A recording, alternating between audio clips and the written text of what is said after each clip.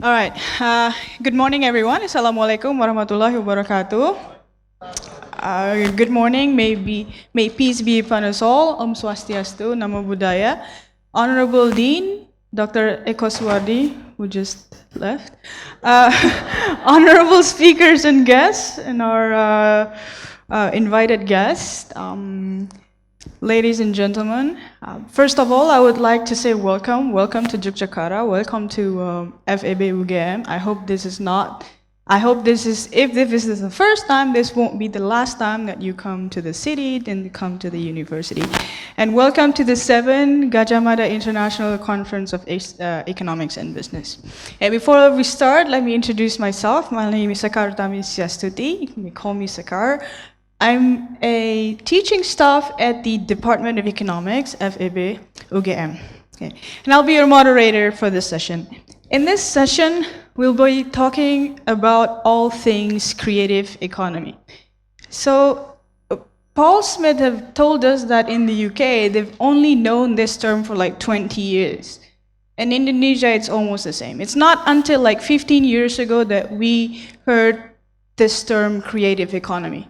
And actually, the contribution is not lacking as well. Like if you think about it, have you tried ayam geprek before?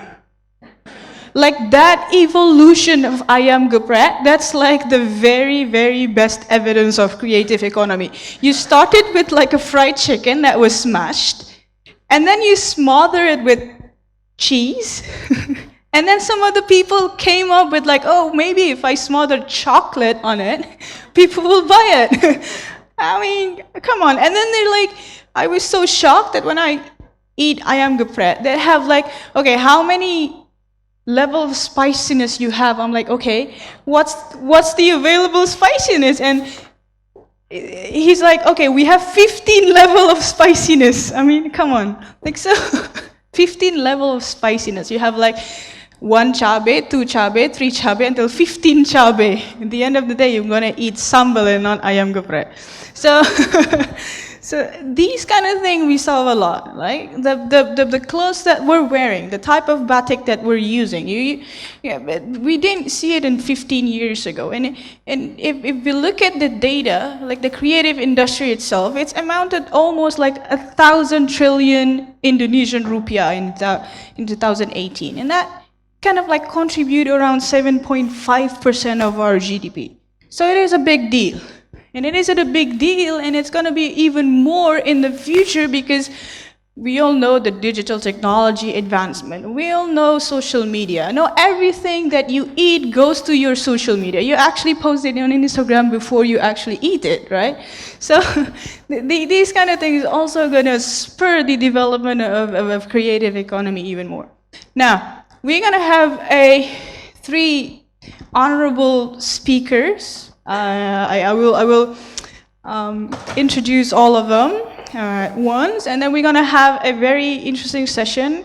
We'll have every speaker to talk about the materials that they prepare for 20 minutes, and then we're going to have Q&A session. Okay. So the first speaker, I would invite Dr. Ferry G, from Associate Professor Ferry G from Edith Cowan University. Please give a round of applause for Dr. Ferry G. And I will also invite Dr. Boyke R. Purnomo from FEB UGM. You can. And then I will also invite Ms. Ayu Phersal Gozali from Euromonitor International.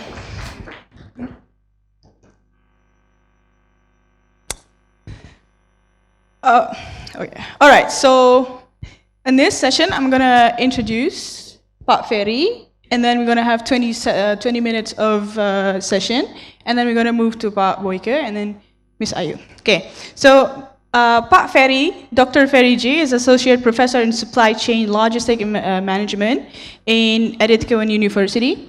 He's also a Deputy Director, Center for Innovative Practice. He's also maintained a high quality of research throughout his academic career. He's also doing a lot of things in supply chain management. He's been invited in a symposium and international conferences in Indonesia, Malaysia, Vietnam, and China. He also published 33 referee journal articles. also receive grants from the Australian government. Okay. You have 20 minutes. The stage, you want to be in the stage or just this way? Okay. You have 20 minutes, Pak Ferry. Thank you. All right. Good morning, ladies and gentlemen. Okay. First of all, I would like to say thank you very much to UGM to invite me. And then once again, congratulations for to organize the 7th International Conference. All right, so thank you very much, moderator. So hopefully I can try to complete my presentation for 20 minutes. So in my presentations, I'm trying to give from academic perspective or research scholars in the area of the creative industry sector, or particular creative economy future research opportunities. So I'm sure in this conference, a lot of academic scholars, you really want to publish and to do research project in this sector. So currently, actually, for this year moment, since I'm my research expert in quantitative and supply chain logistic events, I'm trying to promote in the creative industry, in particular for Australia context. So in my presentation, I would like to give you a little bit background for Australia context in terms of the creative economy. And the end of the session, I'm trying to share what research opportunities for this sector. All right, so I'm happy to get more questions if you want to. So because the times, I thought like I will need to present 30 minutes, but it's okay. But if you really want to ask questions, please do so. Thank you very much indeed for listening. Have a wonderful morning. Thank you so much, Pak Ferry. So I think it's really interesting things that we have to highlight is that remote places actually has more intense growth of CCI rather than cities. I think that's in line with what Paul said, that Indonesia have a lot of 1,000 island, and I think it is important to actually to focus on those remote places, remote island, to get actually also equality. 9,000 islands. 9,000 island, yeah. I think that's a really nice research result. And then the future of research, if we're all researcher here, is actually centered around technology, not just the digital creative industry in digital economy, but also how to use technology to actually social media to promote further enhance the growth of the CCI. Would you call it creative and cultural industries? Yes. Yes. Oh, so the other way around. Okay, cultural and creative industries. All right, thank you so much, Dr. Ferry. So the next speaker, I would invite Pak Boyke Purnomo. He's a lecturer at the Department of Management, Faculty of Economics and Business, Universitas Gadjah Mada. He finished his master's degree from UGM, and then his PhD from University Agder, Norwegia in 2019. So a fellow just graduate. 2019, so just graduate, fresh graduate from Norwegia. Okay, Mongo, Pak Boyke, you have 30 minutes. Yeah, Assalamualaikum warahmatullahi wabarakatuh. Good morning, everybody. I may be honored here, stand here, meet professors, meet experts in the creative industry, and also meet colleague researchers who focus on CCI, creative cultural industry. I just follow the presentation from Ferry about CCI. In the 20 minutes presentation, I will try to present in a brief about what creative cultural industry is. What is creative industry? What is the difference between creative industry and cultural creative industry? I think it's important for us as a researcher to have a clear understanding about the concept before we go further for the research. And then I try to give a brief explanation about how Indonesia developed CCI through the creative cities. So that's my agenda. Paul and also Ferry already explained about the importance of CCI in terms of creating revenue for the economy, in terms of providing employment. And also as they discuss about the growth of the industry that very substantial above the average of economic level. In Indonesia, the growth is 9.5%.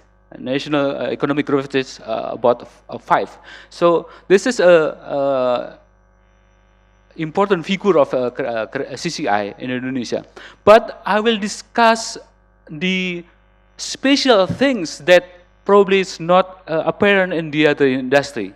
This is about the function of CCI as a innovation catalyst to the whole economy. I will take 2 examples. The first one is about how technology from CCI, we call it a web service application, or we usually use Google Map, can give a lot of business, a lot of innovation in the business. Having a technology of a web mapping services, there are Gojek from Indonesia, there are Grab from Singapore, or previously Uber, that use this technology as a catalyst to provide a platform for transportation by having feature like mapping, traffic tracking, etc. So this how CCI not only contribute to the revenue for the sector, but also can be catalyst for the sector. The second example is if you love watching movies, James Bond, probably you watch Never Say Never Again. It's about 1983, is it right?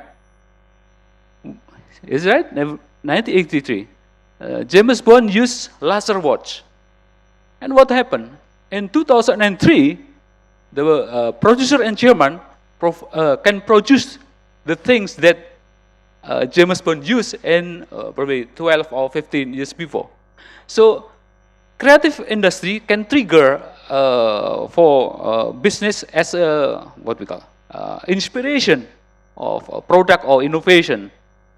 So it is the special benefit of CCI that can be catalyst for the economy.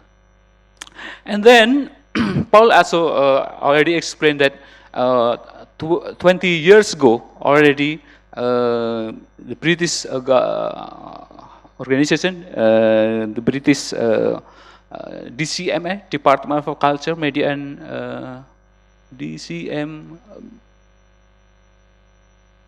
Media, DCMI,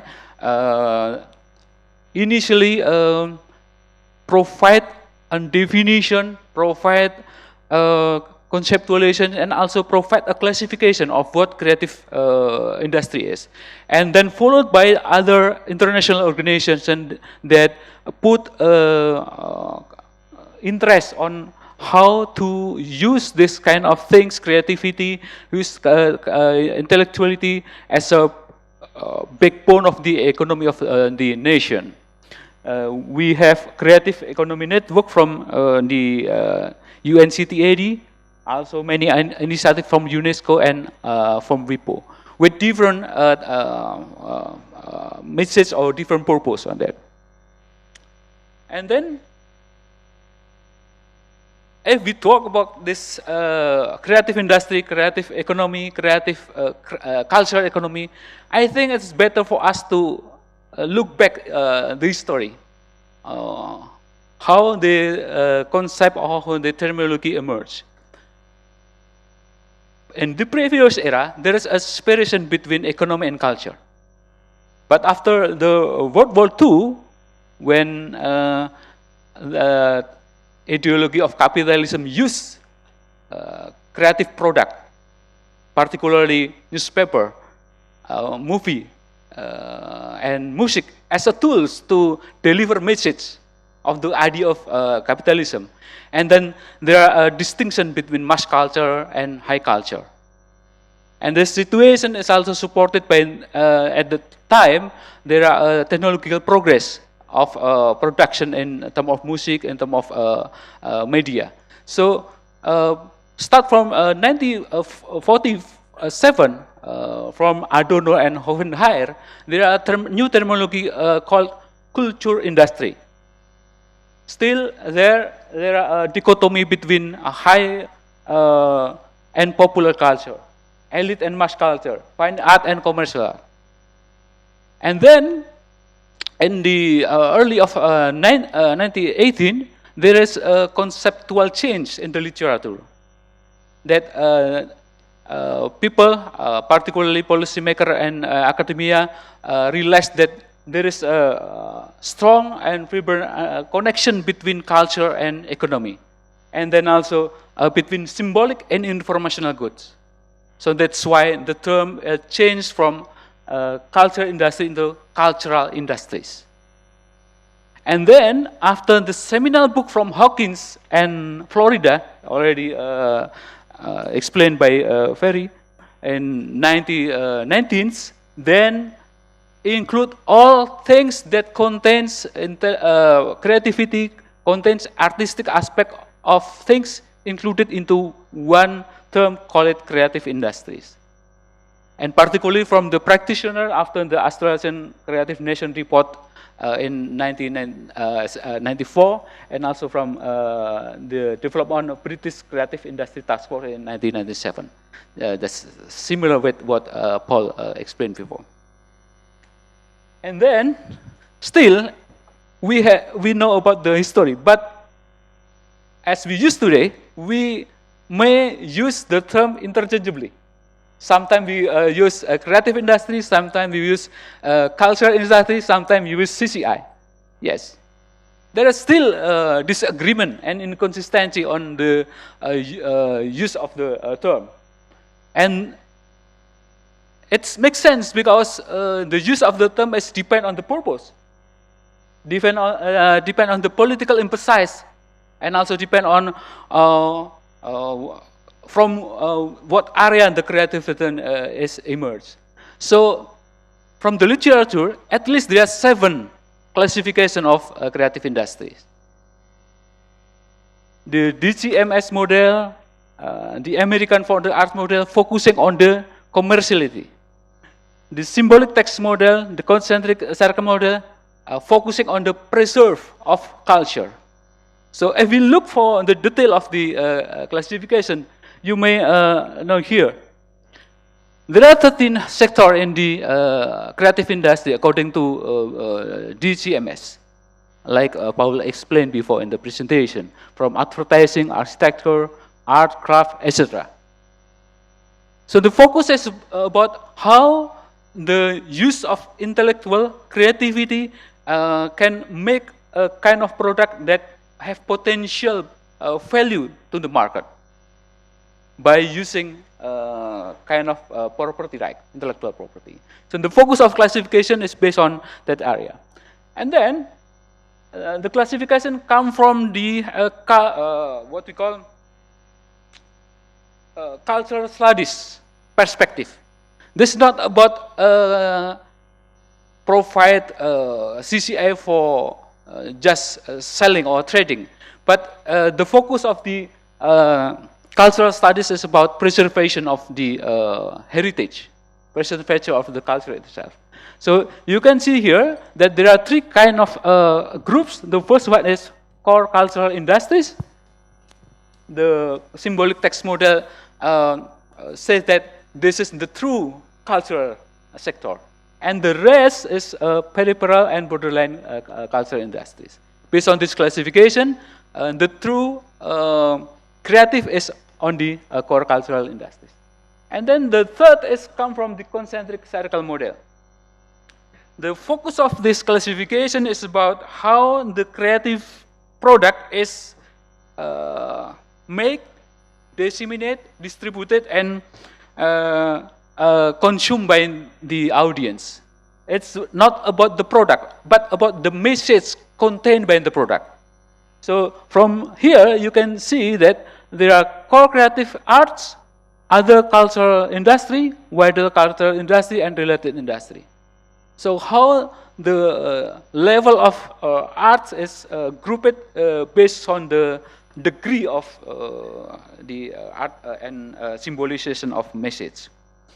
And the fourth classification comes from the World Intellectual Property Organization, because this organization from intellectual protection. So the classification is based on how intellectual property come and how intellectual property is used by the industry.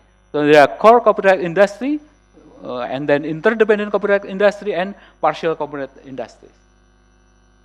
And then the fifth is come from the UNESCO, Institute for Statistic Model. Based on this classification, UNESCO classified between core cultural and expanded cultural domains. So you can see here in the core cultural domain, UNESCO provide focus on how culture is preserved. And then from the industry expanded culture domain, UNESCO focusing on how culture is used by industry to create gain. And the sixth classification come from the American for the arts model. This is very commercial approach, come from Hollywood particularly, that focusing on how the government of the US divide between art-centric business and the economic-centric business. And the final was, I think, is more comprehensive classification come from the UNCTAD, that divide this industry into heritage, arts, media, and functional creation. So, to sum up about the classification, we can divide this industry into two classifications.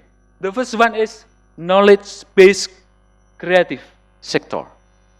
And the second is cultural-based creative sector. And if we root from the essence of creative industry, it's about creativity. So the type of creativity is different. If we talk about the knowledge-based creative sector, it's about rational creativity. Particularly come from my paper that published in the Creative Industry Journal. Alhamdulillah, this is Cowan journal in the creative industry. And the second part is cultural-based creative domains. This comes from creative intuitive. So it'll be different how to deal with the people that focusing on cultural-based creative domain and people from knowledge-based creative domain. And that's why in the literature there are terminology about creative actor dilemma.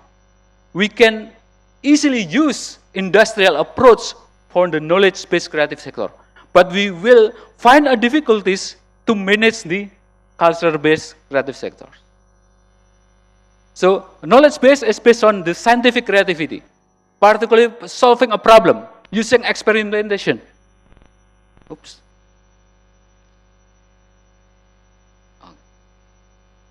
It's not a support.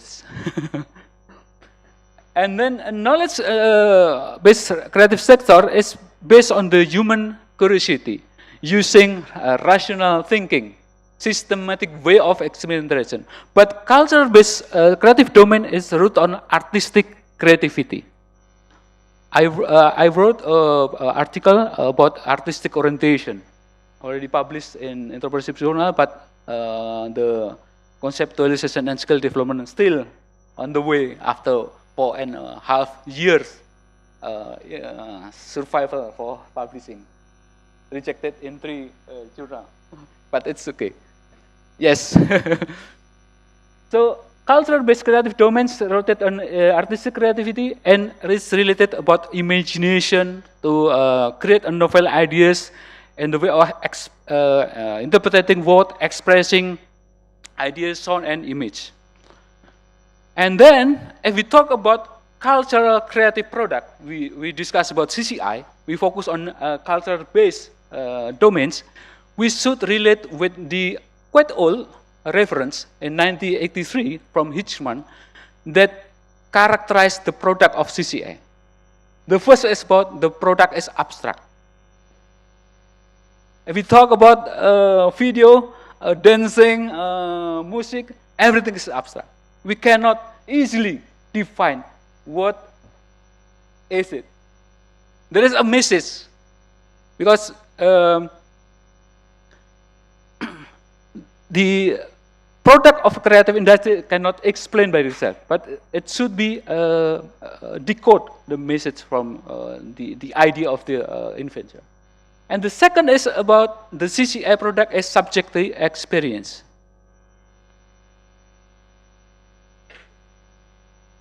It's talking about everybody can have a subjective valuation on creative product. You may say that this film is good. Some will say, it's fair enough. I don't like this film, etc. Also, you can buy a painting. You can say, this 5 million. No, only 3,000 rupiah, probably. Because it's need experience to consume. Because every individual have interpretation on the creative product. So that's the importance of curatorship, etc., on defining the creative value. And the third is the product creative industry is non-utilitarian. There is no extrinsic value on that area. And then the creative product is unique and also holistic. Holistic is meaning that they cannot be analyzed based on the ingredient of the product. We cannot value the painting based on the canvas, based on the oil, etc. But it's a holistic product. So based on this characteristic, the rationale behind the producers creating creative production is not really satisfying the market. But producer of this kind of product, CCI product, typically have primary objective of self-expression and gaining recognition from peers. So that's why creative product typically sell using network, festival, competition, etc. Gaining recognition from the peers, from the group is very important. So that's the dual purpose of producer in the CCI. And then, if we talk about the market of CCI, there are two major players. The first one is the artist. The second is the entrepreneurs. However, artists typically dislike being characterized as an entrepreneur. They typically said, I'm not looking for money. I just painting, I just singing, I just playing music. But in today's world, we cannot separate this rule. Because if we want to have a good career in music, we should use entrepreneurial skills on top of artistic skill. So that's why here, combine artistic skill and entrepreneurial skill from each stage of production of CCI. We typically use artistic skill in the ideation or creation and production, and then we use entrepreneurial skill on distribution, consumption, and conservation. So, there are three similarities between artist and entrepreneur. The first one is they contribute to the welfare of the development, as explained by Ferry. And then the second, they are norm and rule breakers. They can easily have a different idea with the society, different idea with the mainstream. And then the third is about the ability to foresee the future development via innovation. So the characteristic is quite the same. But the difference between creative entrepreneur and cultural entrepreneur is clear. Creative entrepreneur is a pull entrepreneurship. The challenge is about making a venture, creating product, selling, seeking for profit. So wealth accumulation is the focus of creative entrepreneur. But cultural entrepreneur is different. They have two reasons, intrinsic and extrinsic reasons. And it's typically pushed to be entrepreneurial and have minimal inclination toward business ownership and commercials. So there's a different characteristic of business people in this CCI. And then, if you go to the CCI, if you want to produce a CCI product or you want to commercialize CCI product, there are 4 additional capital units on top of financial capital. The first one is called intellectual capital. This capital is important for the ideation, for the having inspiration, having an idea for solving problem, or even for put an artistic attribute of product. And then the second is about social capital. Research provide a result that all of the CCA product distributed, sold using social network. So it is important for the CCA entrepreneurs to have a social network, groups of community in the area of CCI. And then the third is about cultural capital, because CCI product is about taste. Taste makes CCI product sellable.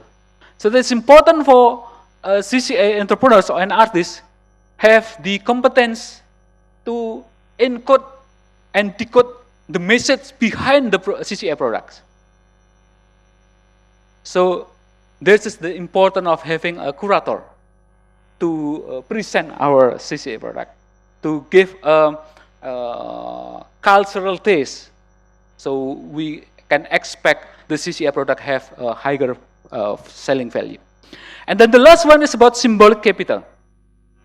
Why people go to Oscar for filmmaking? Why people go to a competition?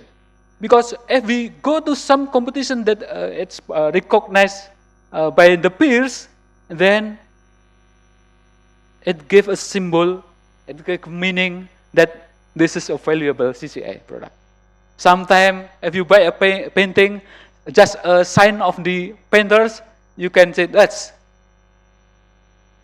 this is very expensive because the painter is famous.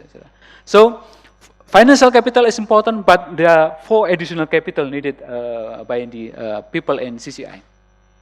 And then how CCI then articulated into the C3, Cultural Creative City. So here, there are 3 elements of Cultural Creative City. The first one is about creative economy, the second is about cultural privacy, and the third is about environment. This is a merge of 3 aspects. The first one is about cultural privacy. This is pulse of how the sense of culture emerge in the society. How many cultural values, how many facilities, what type of facilities, and then how the participation of the inhabitants in the area or people surrounding this area. So this gives a clue about the level of cultural vibrancy on that city. And then about creative economy, it is about how the city can provide or probably attract people from the other city that have a creative and knowledge ability to work in the city, to make innovation, to have creativity, to have experimentation on the city. And then creative economy also talking about the level of intellectual property and innovation. If we talk about C3, we talk about how many innovation, how many intellectual property can produce by in this city. And the third, in the term of creative economy, it's about job creation. And then if we want to develop a cultural creative city, we should provide a foundation or environment that support this creative activities and cultural vibrancy. It's about quality of governance, connection, local or international connection, human capital and education, and then openness from the people or from the inhabitants of the city. This is the model from European Union in 2017. And then, this is the cultural creative city around the world. So, most of the cultural creative cities located in Europe.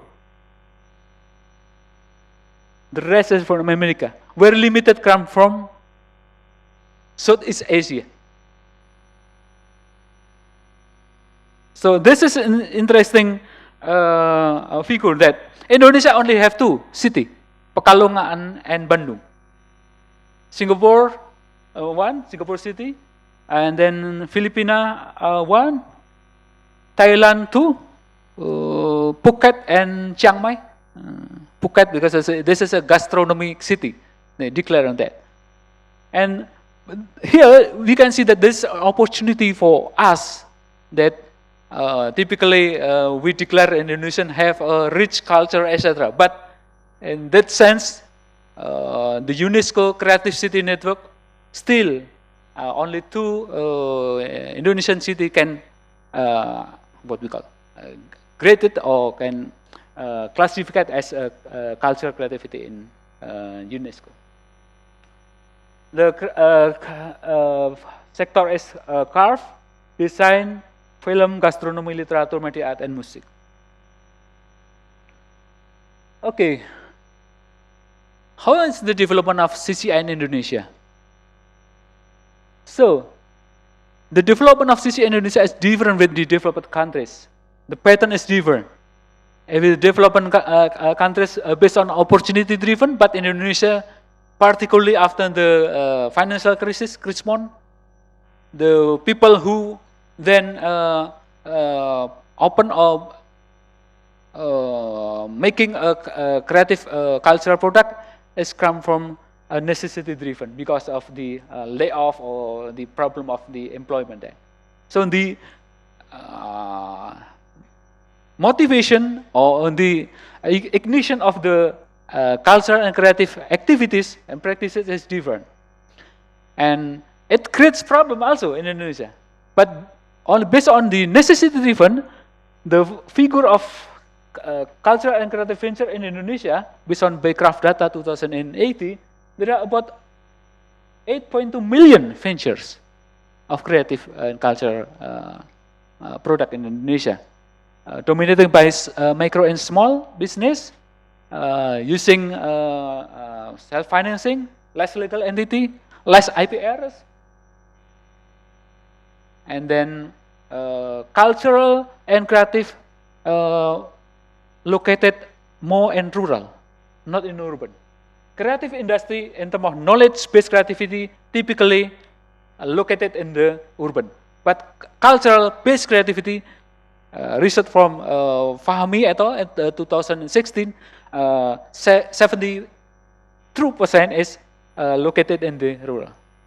This is interesting figure. So, the concept and institutionalization of CCI in Indonesia is highly influenced by the British concept. Yeah, it makes sense because Indonesia and UK have a bilateral cooperation. So the definition and the classification of creative industry in Indonesia is adopted from the DCMS classification. If the DCMS classification have 13 sectors, Indonesia have 16 sectors. We include culinary, and we split design into product design, interior design, and visual design. So we split that. But the way we classify and the way we set policy and the central government is highly influenced by the British concept of CCI. Even though the classification and the conceptualization come from the government, the central government, but the implementation or even the interpretation of the CCI is different from city to the city. Like here in Yogyakarta and in Surakarta, the focus of CCI is cultural-based economy, focusing on cultural preservation. It makes sense because Yogyakarta and Surakarta is initially Javanese kingdoms. Yeah. In Bandung and in Cimahi, interpret CCI based on knowledge and technology-based economy. So focusing on innovation, knowledge, learning, etc. Yes, because there are ITB there. And Cimahi is not far from Bandung. So they can use the resource from ITB. The interpretation is different. And then the institutional institutionalization is also different. Jogja and Cimahi use top-down approach, using policy from the central government, pilot project of creative city. They adopt what we call the guidance from the government, implement to the city. It's happened in Jogja and Cimahi. But Bandung is different.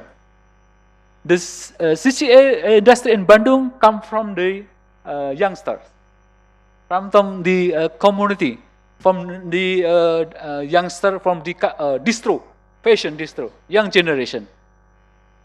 So young generation, and also I think have giving help from British Council also, and then ask the government, the local government to define formally. The mixed approach also happened in Surakarta. They use a pilot project as a creative city, and also invite people in Lawean, batik makers. So they discuss about and make kind of approach that mix between the guidance from the central and the way of the local people and cultural people. Okay, so different interpretation, different approach in the institution. And then this year, Bekraf already announced 10 other cities in Indonesia. Call it Bekraf Kata, Kabupaten Kota Kreatif. There are Majalengka, Surakarta, Javanese city that focusing on performing arts. There are Gianyar, Kutai Kartanagara, also focusing on performing arts outside of Java. And then Malang and Balikpapan focusing on game and application. Semarang and Denpasar focusing on fashion. Rembang focusing on craft, and also Palembang on culinary. But be careful. This classification on this label still only based on self-reporting. Still on self-reporting basis. So we should look after 1 or 2 years, is it happen or not? But at least Bekraf have the definition of have the eagerness to spread out the spirit of CCI in Indonesia. I think it's enough. Thank you very much. The challenge already discussed by Ferry about digitalization, about the law enforcement, and the last one is about the orchestration among actors. I said before that the main actor is artist entrepreneur, but there are 2 other actors. We call it government and academia, quadruple helix. So sometimes we as an academician should provide knowledge, or should provide empirical evidence that support the development of CCI in Indonesia. So we are looking for discussion of research and article on that issue. Thank you very much.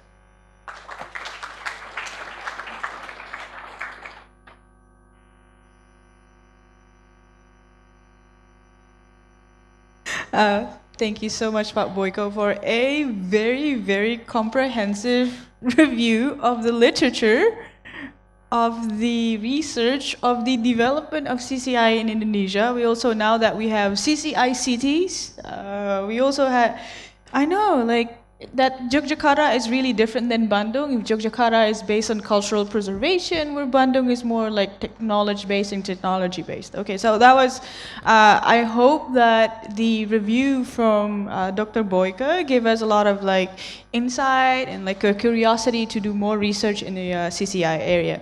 Okay, so we have our third speaker, Miss Phersal Gozali.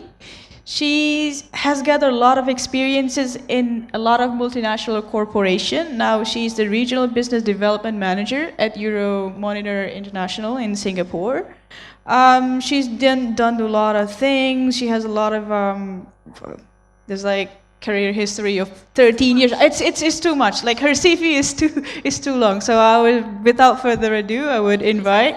That will be better. The stage is yours. Thank you. Hello, I hope that you can still see me. I'm a little bit short for a lady. So, good afternoon, everyone. My name is Phersal Gozali. As you probably can already tell from my surname, I'm Indonesian, but I grew up in Singapore. So, I'm the Regional Business Development Manager with Euromonitor International. I always believe that one has to have purpose and passion in anything that they do in order to be successful. So in my day-to-day role, I have the joy of educating and equipping academics with a global intelligence tool. And with that tool, we're able to empower academics in various markets with understanding of what's going on in the global marketplace. Right, so the topic that I'm going to touch on today will be on creative economy, very interesting, attractive proposition, and that is to demystify creative economy with strategic market research. Brief introduction on Euromonitor International. We are a market research company, and we are a European company. We have been around since 1972, making us one of the mature research business around. We have been a research arm to various organizations, multinational corporation, governments, trade association, academics, entrepreneurs, and the list goes on. We are consumer specialized and consumers focused. So, as we talk about creative economy, I think one very important thing that we need to first define is, what is creative economy? Right, so different people have got different definition, there's a lot of misconception, a lot of various interpretation. So I'd just like you to take part in a very short exercise. You've been sitting for a very long time, so I believe most of you are very familiar with Kahoot. If you can just take out your smartphone, and you can either use the QR code, scan the QR code, or just key in the URL, and I'd just like you to answer a very simple question. How do you define, or what is your understanding in terms of what is creative economy? This should take about 1 minute. Right. So please answer the question based on what you think creative economy is.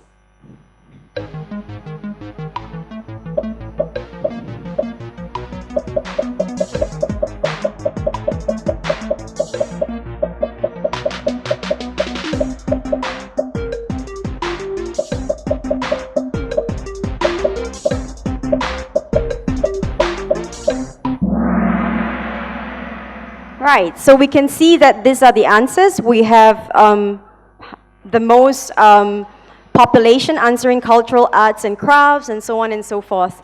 Right, so we can see that there are very varying understanding of what creative economy is. And when I first heard of this very attractive proposition, I was kind of like curious as well. And there are so many various information, and it can be really vague. So let's move on to the presentation. Right, so thank you very much for taking part in that very short exercise. So, John Hawkins is the man. He's a leading expert in creative business, and he came up with this term creative economy in the late 90s and early 2000s, and he beautifully defined creative economy based on the use of people's creative imagination to increase an idea's value. And as we can see from everybody's response earlier on, is when we talk about creativity, we talk about novel imagination, we talk about creation, innovative, that is, that can be really anything. And creativity-based model is the model that he came up with. Arts, design, media is just a fraction of what creativity-based model encompasses. And the creativity-based model represents the economic system. And within this economic system, there are various industries, various elements that encompasses what creative economy is. So let's take a look at some of the creative people and innovative people that most of us would be very familiar with. We have the Wright brothers. They create the first successful aircraft. We have Isaac Newton. He helps us understand modern physics. We have Thomas Edison. He brings light to, during the dark to all of us. We have Carl Span, the first man who created the successful automobile. We have Leonardo da Vinci. He's an artist, an inventor, scientist, architect, engineer. We have Jack Ma. He founds Alibaba. He's an entrepreneur, and he came up with a very successful e-commerce platform, allowing people to trade globally. We have Mark Zuckerberg, an entrepreneur. He founded Facebook. He allowed us to socialize on a social media platform globally. We have Steve Jobs. Most of you would be very familiar with him, and most of us would have iPhone and iPad. We have Walt Disney. If any of you have got some recollection of your childhood memory, you will know Mickey Mouse, and he is the production of cartoons. Last but not least, I have to include an Indonesian entrepreneur, Nadia Makarim, whom is a very successful entrepreneur in logistics and transportation network, and he created so much jobs to people, and he have driven economy in tremendous way. So one thing in common that we can see from all these people is that they've created products that is a main source of value, creating acquisition, buying, selling, trading, and creating transaction, and driving the economy. So creativity can be anything, everywhere, and let us not be too focused or streamlined into certain category too much and blur the vision of what creative economy exactly is, because otherwise it can be quite destructive. So different countries have got different definition, as we hear from various speakers. Indonesia has got their own definition of what creative economy is being defined as. We have UK, Australia, China, different countries have got various definition, and usually it is the policymakers who decide what creative economy is being defined as.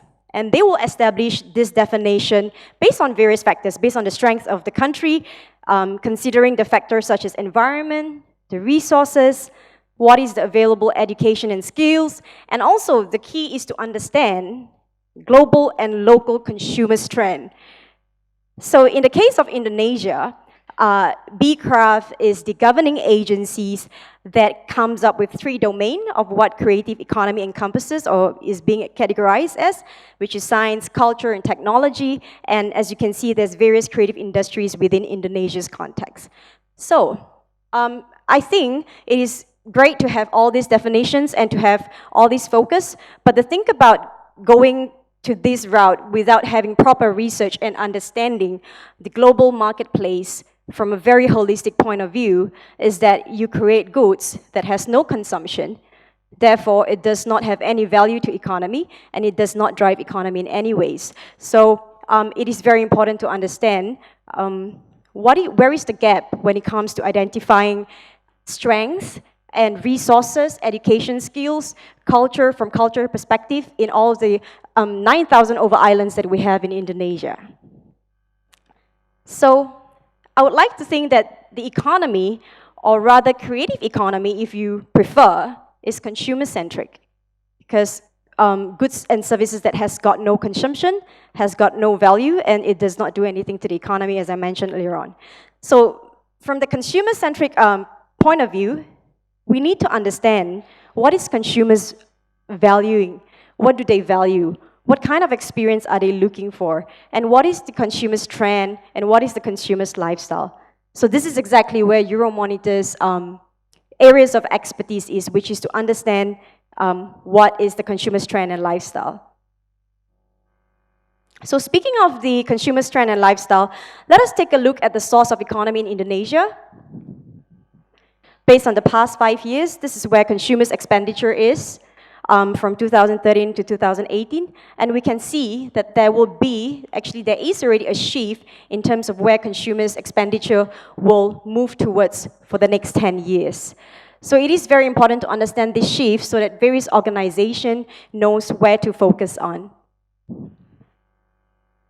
So speaking of source of economy in Indonesia, Euromonitor has done our research in terms of understanding mega trends. So if you would like to think of trend, all of us know what trend is. It's like a small wave crashing on the beach. And those trends will change industries and has certain impacts on industries, but they may not be very long-lasting. But when we talk about mega trends, think of it as a tsunami. So when the tsunami comes to the coast, it strips off everything that we know about consumers' behavior and consumers' attitude. And this mega trend is a shift in behavior or attitude that has long-lasting global impact across multiple industries. It is very crucial for us to understand what is happening and what's next. So essentially, that is what a mega trend is. And it has long-lasting effect that can last up to the next 10 to 15 years in terms of understanding and analyzing what the trend and consumers' lifestyle is. So Euromonitor has done our research, and we have identified 20 most influential megatrends that is set to shape the world through the next 10 years. And there are various drivers to this megatrend framework. Considering the shifting economic power, people are moving towards middle class, they have more purchasing power, they have more disposable income, technology, internet era, digitalization, population change. You know, maybe we have more young, vibrant population, or maybe we have aging population issue.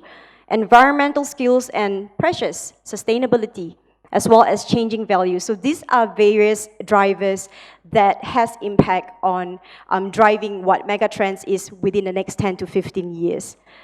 So within Indonesia, there are 8 focused influential megatrends that will impact Indonesia within the next 10 to 15 years. And I will just touch on 3, which is experience more, connected consumers, as well as premiumization. So what are they? Let us talk about experience more.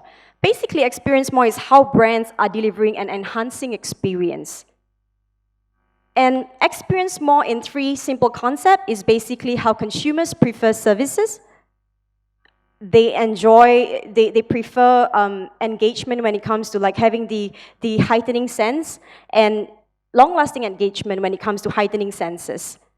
So the key drivers behind experience more in Indonesia is the desire for the next big thing, because we have a lot of very young and vibrant population in Indonesia.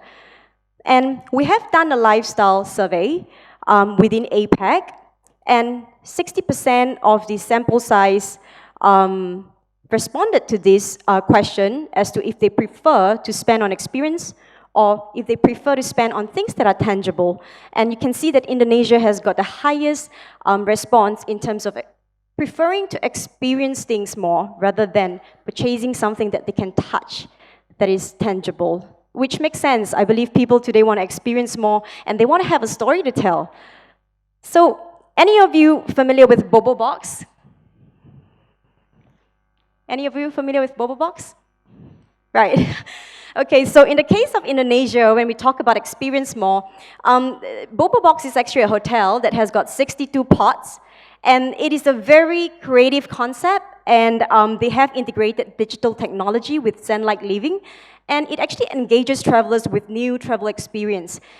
Affordability is also one of the things. So they have 100% occupancy rate every day, or almost every day, and per day rate is only at $10. And within this Bobo Box, there is customable lightings. You can change the light to pink, green, purple, you know, depending on your mood. They have integrated Bluetooth speaker, where you can just blast whatever music according to your mood. They have an entrance that goes in and out of that pod with your phone application, and that is your key in terms of coming in and out of that pod. And you have your personal air conditioner, you have a very decent size king bed mattress, and you have a very compact workspace. So in the case of creative economy definition under BCraft, this falls under the interior design subsector.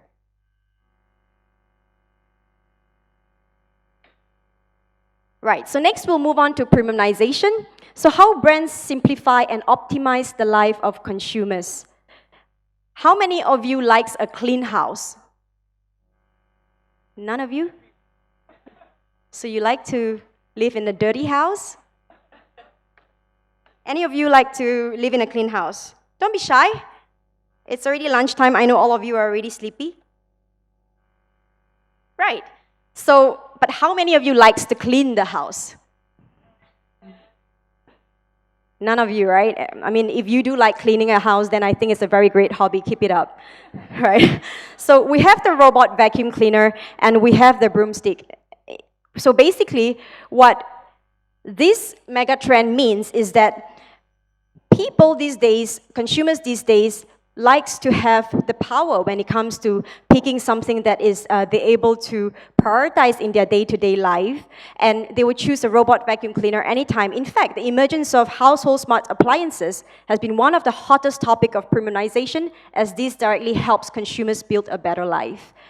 So premiumization is having the power to prioritize in their day-to-day life in terms of, and when we talk of premiumization, we're talking about we can think of like things that are very expensive, but it's not just about the price, it's about how can it make consumers' life much more convenient, effective, efficient, and they have the power to choose, and it makes them feel exclusive and superior. So what is driving premiumization in APAC or in Indonesia? Is the rise of a new affluent class that wants to flaunt their sophistication and as well as being able to take control of their day-to-day life because of affordability. So according to our research, Euromonitor research, APAC has the most impressive growth of number of households with higher income in both percentage growth rate and absolute amount. So when we talk about premiumization, one of the examples that we have is Jco Donuts and Coffee. And Jco Donuts and Coffee, basically, they move from traditional donuts, where it's just, plain donuts or with sugar coating, to very unique product design. They have different flavors. They understand the flavors that consumers prefer. And they also understand the shopping mall culture in Indonesia that remains to be very strong. And how can they be a complement when it comes to shopping experience with a high-end, strong appeal when it comes to indulging in tea, what is that called? High tea, with donuts that has got flavors like, you can sit there and then you can have your high-end coffee and you can have your frappes and frozen yogurts, and not to mention Insta-worthy. Right? So these are the things that are attractive to consumers when you talk about premiumization. Last but not least, connected consumers. How many of you think that connected consumers are just the younger generations and millennials? Do you think that connected consumers are just the younger generation people? Yes. Wow. Not for my mom.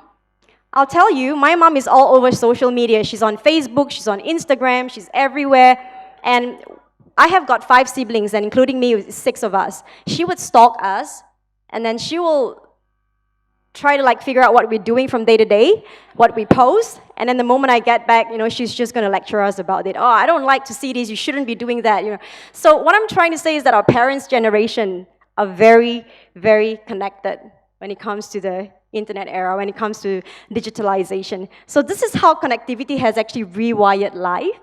And this mega trend is going to stay for a very long time. So connected consumers, in the case of Indonesia, we can think of Gojek. Gojek actually fulfill needs within a single app.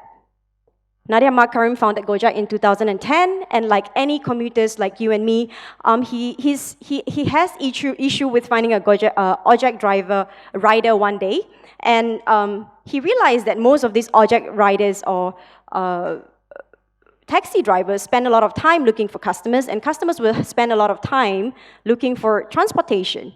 So he came up and provide a solution, provide a platform where drivers and riders can connect efficiently, allowing those drivers to improve their income. And then he went on to diversify his services based on what he deems to be of high demand, and he came up with 18 applications that bring services to people's doorstep. And the app actually raked up nearly 30 million downloads. The company is estimated value at US dollars 10 billion at this moment. Gojek actually ranks to be the top 10 most powerful brand in Indonesia and the top 3 most powerful transportation logistic brand in Indonesia. But all this understanding of the global marketplace or the gap within Indonesia, it doesn't come cheap. He invested 500 million US dollars on a research hub And within that research hub, he is very involved in research and development, and he has resources such as data science, engineering capabilities, market research, and so on and so forth. And with that, he's able to understand where opportunities is and what is he going to do next. So now, at this moment, Gadjah actually has 1 million drivers that is under its fleet. So as a result of Gadjah creative innovation, he actually, it resulted in contributing $732 million annually to the Indonesian economy. And we're talking about many people off the streets getting job, improving society, and as well as driving the economy within Indonesia. And he's continuing to do that in various other countries as well, where he recognizes the same issue and where the demand is. And where this falls under the creative economy subsector, it's under application developer, but I think it's more than just application developer itself. So, hang on a minute. So creativity is a big business. And if no proper research is done, what you're really doing on a day-to-day basis is just making assumption of what you think, what you create and innovate will be useful, and there will be consumption. And those are just surface knowledge. And that can result in huge loss, as we all know. And creative economy requires deeper knowledge, requires understanding of what's going on in the global marketplace. You need to have a very holistic view in understanding what are the consumers' trend and what is the consumers' lifestyle like. Creative business global turnover is $2.2 trillion per year. So know your mega trends, understand consumers' trend, understand consumers' lifestyle. We need to aware ourselves of what is coming, evaluate the potential impacts, and when the time comes, we move and we know where to move. So research is crucial in understanding how you're doing, what's next, where to play, and how to win from a strategic and tactical point of view. So speaking of how I'm doing, what's next, where to play, how to win, this is exactly the expertise in terms of like Euromonitor's research capabilities. Not everybody is like Nadia Makarim. Not everybody has got $500 million in the bank to just open a research hub tomorrow and come up with all this, sophisticated research methodology and, equipment resources. So this is where we have understood the entrepreneurs or organizations' pain point, and we came up with a global intelligence tool. And with this tool, you're able to access various data that are available within your fingertips in terms of understanding what's going on in the marketplace. And we also do unique research if you're talking about very cultural stuff like batiks and crafts, these are very niche area of research. So these are areas where we do ad hoc kind of like consulting works. So Passport is actually a global intelligence tool, and it is a strategic global market research tool that has been supporting various organizations. It's very interactive, and with this tool, you're able to analyze various things like doing scenario planning, supply chain management. Dr. Ferry talks a lot about supply chain management, so this is going to be a very useful tool for you. SWOT analysis, understanding consumers' insights, doing forecasting. So these are the various things that you're able to do with Passport. And if you think about creativity, as I mentioned earlier on, it can be anything in any industries. So Passport is very multidisciplinary. We cover a wide range of industries, and we have content on economies in terms of understanding the ease of doing business in different countries. We have not just global level data, country level data, as well as city level data. And we also have topic that touches industrial. So when we talk about industrial, it's about business to business as opposed to just business to consumers, the entire supply chain, the buying cycle. And we also have consumers' insights such as trends, lifestyle, income and expenditure, and so on and so forth. So we have 15 offices, and I'm located in the Singapore office. As you can see, we're very strategically located. We have 1,200 on-the-ground researchers that gather first-hand information of what's going on in various countries. We do in-depth analysis on consumers' goods and service industries in 100 countries. And we have information that covers 210 countries on demographic, macro, socio-economic data on consumers and economies within one single global intelligence tool known as Passport. And with all that extensive network and information that we have, we cover 85% of the world population and 98% of the global consumer spending within a couple of clicks. And with that, you're able to understand what is happening in the global marketplace. Why is it happening? Because one data point leads to another data point, and it tells you a story. And then how? What are you going to do next? So last but not least, I would just like to touch on that as we talk about creativity, it is an intellectual property. It's a normal imagination, and creativity starts from education. Take a look at the classroom in 1960s. Familiar? Take a look at the classroom today. Nothing much has changed. And education system hasn't changed much as well. So being involved in academics in developing and emerging markets, one key thing that I've identified is gaps in terms of the types of curriculums, the types of resources that is available to encourage creativity, analytical thinking, commercial thinking, and as well as we talked earlier on with various speakers, including Mr. Paul Smith, language is one of the crucial things as well, right? So creativity starts from education, and it is very important, when we talk about intellectual property. So the key takeaways that I like to wrap things up based on what I've shared with you earlier on is that do not let the varying definition of creative economy blur your vision. Right? You need to have a proper understanding of what is the demand and supply before, otherwise, anything that you create is just does not have any consumption and therefore is not useful to the economy. And proper understanding of the global marketplace through research and credible source. You can't just find information online for free and think that you can rely on them. There's too much noise on the search engine, and it is crucial in understanding economic driving factors. Last but not least, creativity starts in education, and the future is today. With that, I'll just like to end my presentation. I hope that the megatrends that I've shared with you is somewhat insightful, and Euromonitor has been really kind to provide 30 days free access to Passport. Thank you very much.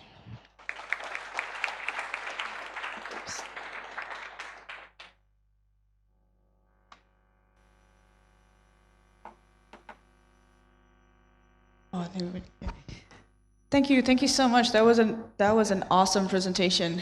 I didn't know that Tom Hiddleston is here among us. Did you know Tom Hiddleston? He's the actor who played Loki. You're not Avengers lover? Yeah, so it was like Tom Hiddleston played your game, so that that was a really interesting game, by the way. So yeah, I mean, it's really important for us to actually understand what's going on in the global economy in terms of like doing market research to actually just to understand what your consumer wants, like before you actually come out there and exactly, and that's like a very, very important part of the product development itself. And if you look at Indonesia, we know that the customer wants to experience more. They want to have a premium product. If you have like the Robo Clean, I think we have Go Clean. I think that's not necessarily premium, but Indonesia doesn't need Robo because you guys have. Yeah. And we have also a Go Clean service, which is like very, very easy to get. And then also connected customer, I think that's very interesting as well, because now you can basically, like, your mom is on Facebook?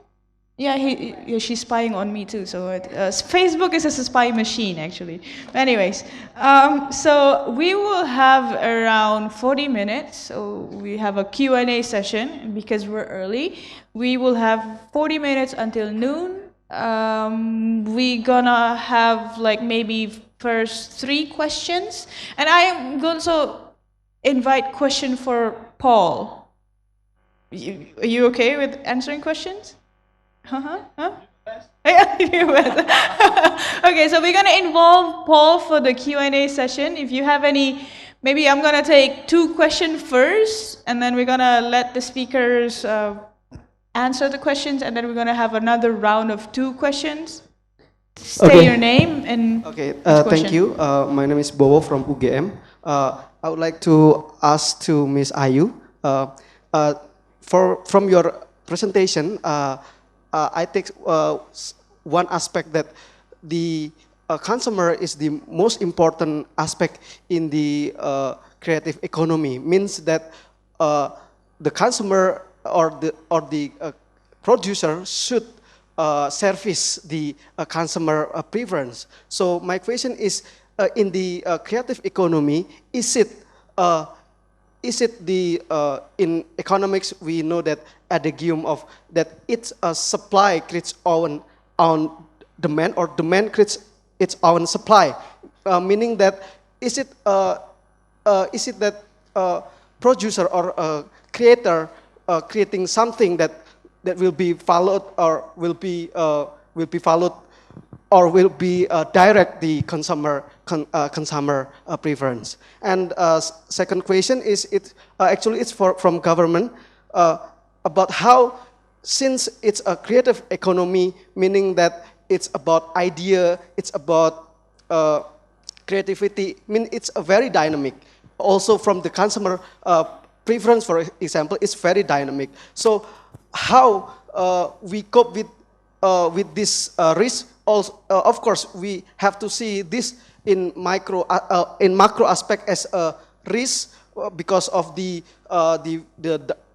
fluid or the dynamic or the changing or the quick changing in economic structure, for example, how the implication to the macroeconomics management, for example, for the policy, and how government perceive this as a risk in a part of the development goals, for example. Thank you.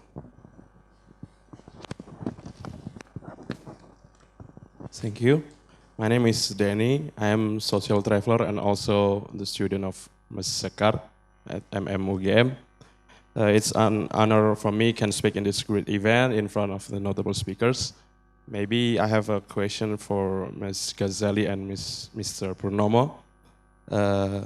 First, John Hawkins told us that the creative economy is how people make money from ideas. The ideas could be artworks, food, and apps, even the online transportation application or online transportation company such as Gojek, as Ms. Gozali said. This kind of application combines IT and new business models of partnerships that we never heard it 10 years ago. And Mr. Purnomo said creative city, maybe creative city needs creative transportation also. In my opinion, we have a great economic growth potential with these apps because these Gojek apps provide new jobs and tax revenue potential income. Unfortunately, there are so many conflicts related to the online applications, such as social rejections and limitation from local government. It appears the government regulations, government supports, and social acceptance walk slower than the creative economic growth. What's your opinion about it, sir and miss? In fact, we have Backcraft in charge of developing and advocating for creative economy. Where are they in this dilemma? Thank you. Assalamualaikum warahmatullahi wabarakatuh. Check. Okay. Right. I hear a lot of questions. And I think when we talk about creativity, we're talking about intellectual property. And there are certain things that we're able to understand in terms of gaps, in terms of like, do global research and identify like what global megatrends are happening next, which business opportunities should organization focus on, how to win, and what's the competition. But when it comes to intellectual property, it can be really tricky. That's why it's very important to have like governing agencies that are very active in research. And when we talk about 9,000 islands within Indonesia, you know, there's so many things in terms of discovering where the gap is. So I'm not an economist, so I don't have a direct answer to that. But I think it's a very top-down thing. So policymakers have to be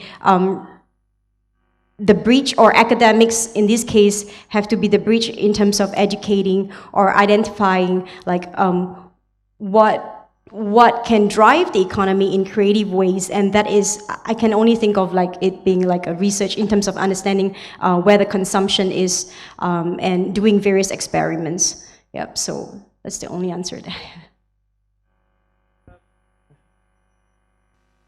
I think the easiest way is to first understand what the demand is, and then you can come up with something to supply. But the tricky way is sometimes, what if? So basically, you need to understand what the demand is first in order to supply something useful, and it can be both ways really, and it's actually. Yeah.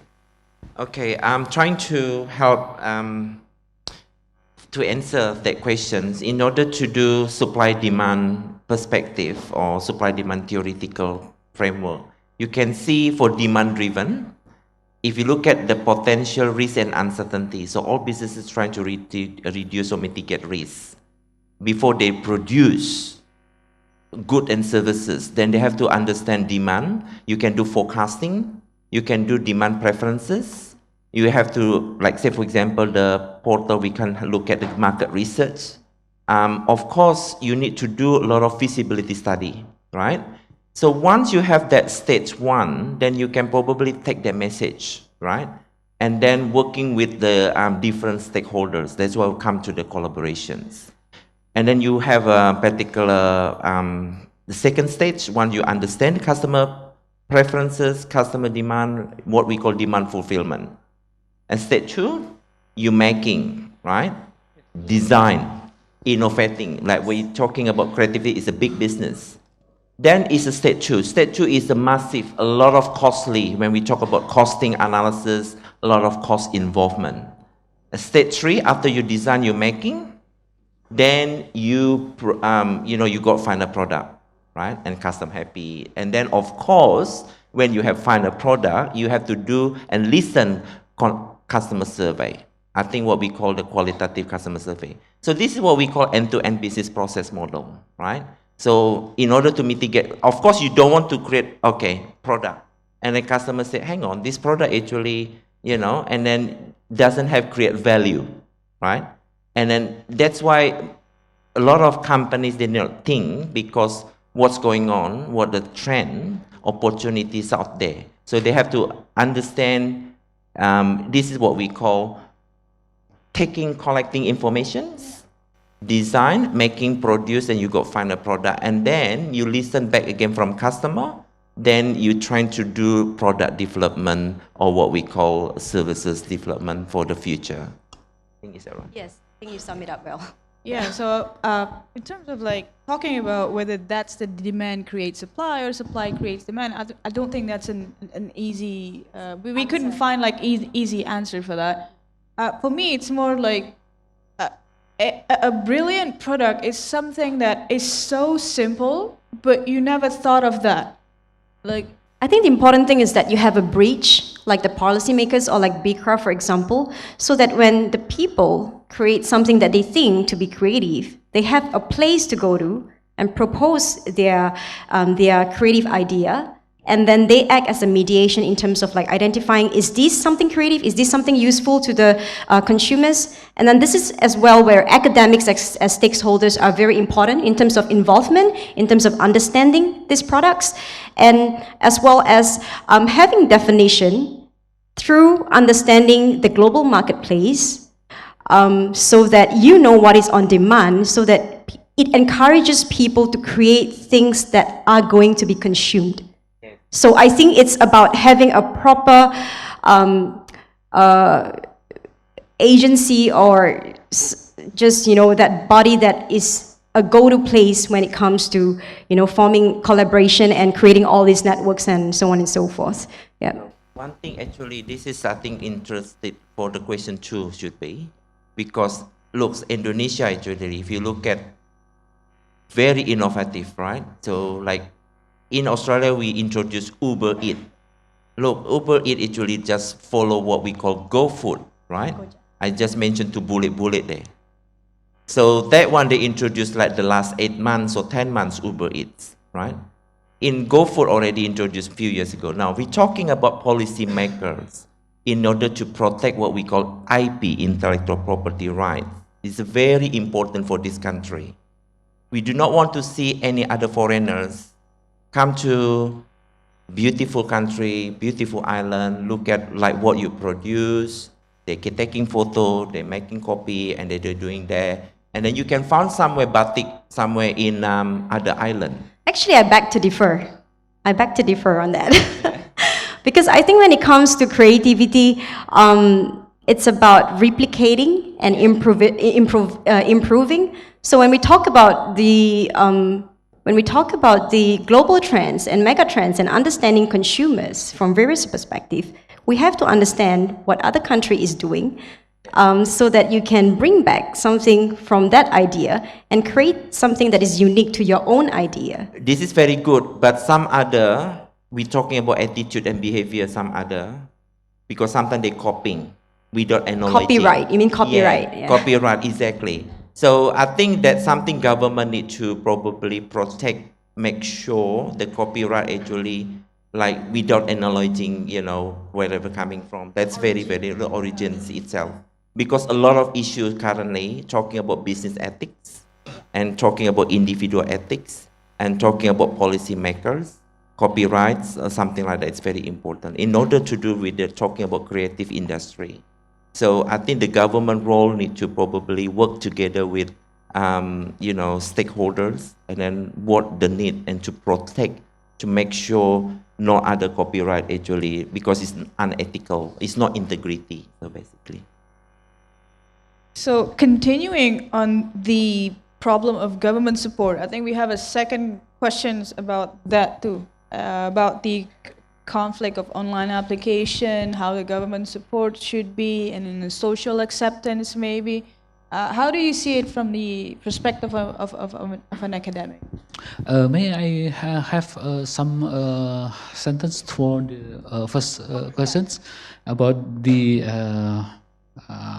dichotomy between supply industry demand, demand industry supply. So if we discuss the creative idea from the perspective of wealth accumulation, so we use creative rationality. Creative rationality says that if we want to sell with the high values, we should consider about the preference of the customer, demand of the customer, actual demand or potential demand. Because the objective of the entrepreneur, of the artist in the area is looking for money, looking for profit. So we should consider the consumer needs and wants. But if we discuss creative industry in terms of individual who do creative activities, not only rely on the purpose of looking for money, but for other reason like self-expression, self-preservation of value, etc. It's a different story. So probably you will meet painters make a painting not asking the audience, not asking the potential buyer. I have a friend, Nasirun. Nasirun is a famous painter in Yogyakarta. He have a deal with a gallery in Singapore. He only have to paint 2 paintings in a year. Only 2 paintings in a year. You know the value of the paintings? 5 billion rupiah. So, rupiah, 5 billion. No, not using Singapore. So the point is, you can still use rationality based on creativity, or you can use intuitive. But yes, this is a niche market. You will struggle to invent something really new, genuine ideas, etc. But this is not only talking about the compensation, but the artist itself have what we call satisfaction of doing this kind of thing. So that's the way the government have difficulty to manage this group of artists and the intuitive-based creativity. My research and my doctoral research confirmed that phenomena. Yesterday, I have a discussion with colleagues from UI regarding the digital payment ecosystem to support small business, particularly in Jogja. And the fact is that the resistant or the reluctant to use this platform or to use this application because of intellectual property. If I have a product design and I put it on the social media, and then easily everybody know about the thing. I work for 1 year probably to produce that thing. So my opinion is we should have different approach for managing different type of creativity. That's why related to the second question is the quadruple helix is important. The main actor is artists and entrepreneurs, but academicians and government should have the same frequency of what actors and entrepreneurs discuss and expect in the future. So government can provide more supportive environment.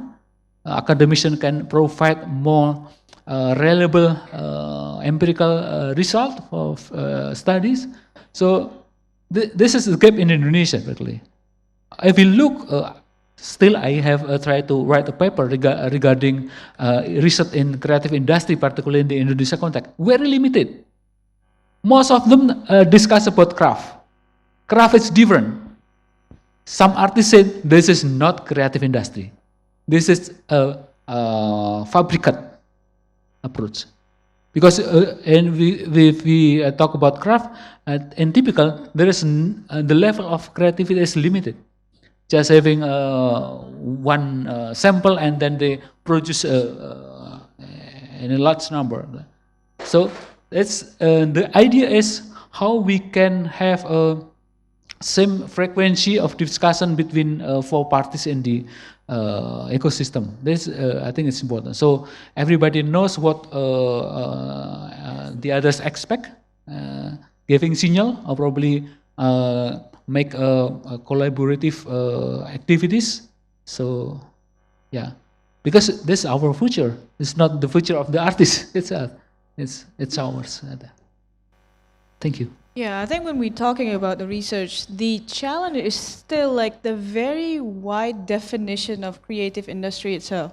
When you think about it, Baycraft has its own type of like classifications that would include culinary, cuisine, like Paul said. But cuisine, when you talk about, is it craft or is it arts or is it and then we talk about like the number of creative industries. More than 40% of the creative industries in Indonesia are culinary industry.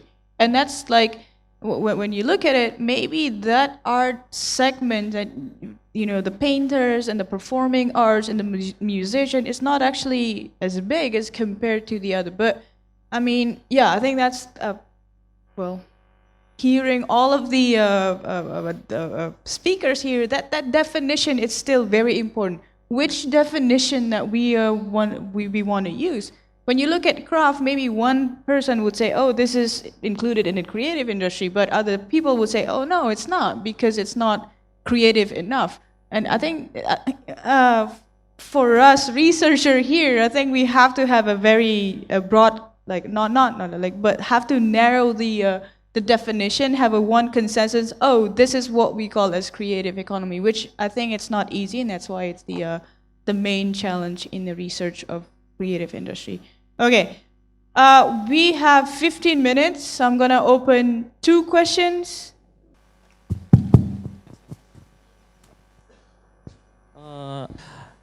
Hello, everyone. I'm Kevin, and I will ask a question that's something probably too general for you to be asked. Translation industries. Ya, boleh Mbak. Industry or has already been emerging translation industry has already been emerging subsector or creative economy. Since the dawn of information age.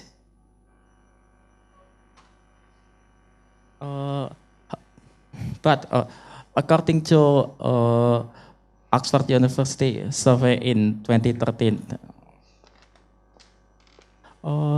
translation jobs, in my opinion, could be affected by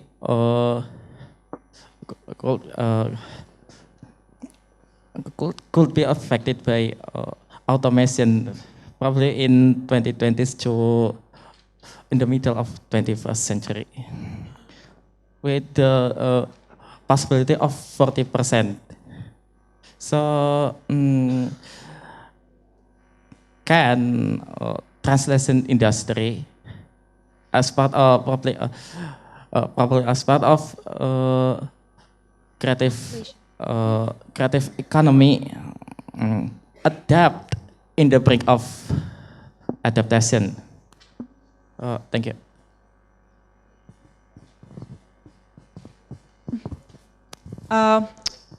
All right, so the question is about translation industry. Yeah? Yeah. And the question is for all of the speakers? Yeah?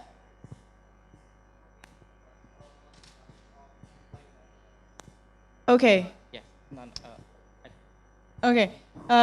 Would anyone want to start first? Okay, it's a topical contextualizations about employment of workforce, right? Okay. In different types of industry or sector. It doesn't matter for creative industry or different sectors. We're talking about workforce, human resource management, or people in organizations. They have different types of level, right? So talking about, you mentioned 2020, like the advancement of technology, right? We're talking about Industry 4. Industry 4 coming, people might think that businesses or might be government or different types of stakeholder might be thinking, okay, the technology robots can replace the human or people in organization, right? So it is not the case, because we still need to have the people to do decision making, executive decision making.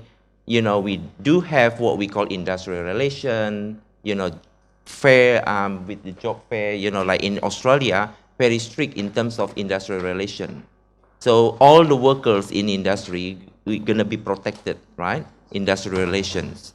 So do not be afraid as a workers, as long as the country or the industry has a proper, fair or equality. I think Paul Smith mentioned about equality, right? Diversity. So Inclusion. the equal opportunities also valid for employment, not for industry itself, for people. So I think translation industry, I think they have a different type of definition, again, like what you mentioned. It depends what you're looking at. Are you looking at more about technological side, the translating industry? Are you looking at more opportunities? Are you looking at more challenges? Are you looking at more future? Are you looking at more mega trends? Might be. So it depends. So I look at more for the academic perspective in a proper in literature, right? Probably. Yeah, I think industrialization, artificial intelligence, and technology is definitely not taking away jobs from people. So in the case of Singapore, they have been very welcoming when it comes to various sort of like technology, artificial intelligence, and everything. In fact, Singapore is very encouraging. And it's not taking away jobs, because the thing is that the government is very involved in making sure that the people within the country are upgraded have the proper knowledge, they're equipped with understanding how to function certain things. What are the industry gaps? What are the things that are lacking in terms of educational skills, or in terms of operating, like even like coding, and all those stuff. So the government provides a lot of subsidy in that area to make sure that people within the country have got proper knowledge and are upgraded. So Singapore actually has got an issue with the aging population, so which is a huge problem at the moment.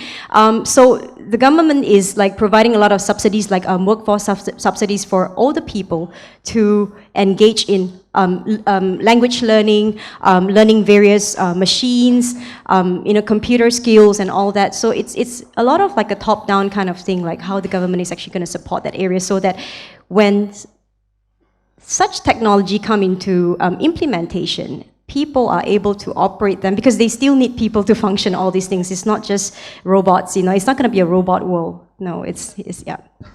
But Boyke, you want to add something? Yeah.